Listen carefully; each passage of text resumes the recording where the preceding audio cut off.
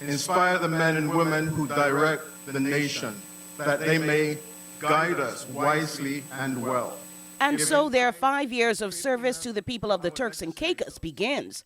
Now anointed at a church service at St. Mary's Pro-Cathedral in Grand Turk and having taken the oath of allegiance to the newly opened parliament, the 19 elected MPs begin the job of national representation.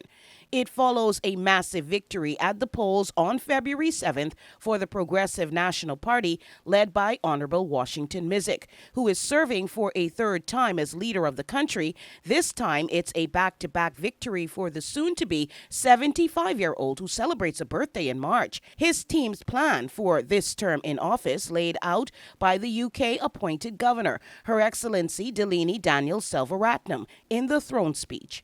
By next year, the rollout of the national ID card system and the digital identification platform, allowing citizens to safely conduct transactions online, will be in operation.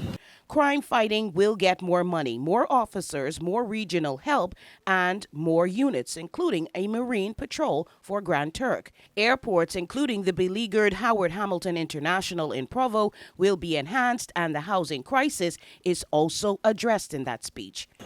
Honourable members, our traditional communities will not be left behind. They will be designated special development zones and given specific concessions to encourage renewal and redevelopment. Evolving from a House of Assembly to a Parliament, the Speaker continues to be the Honourable Gordon Burton, with the Honourable Jameka Williams as Deputy. Honourable Edwin Astwood remains the Opposition Leader. DeAndre Hamilton reporting.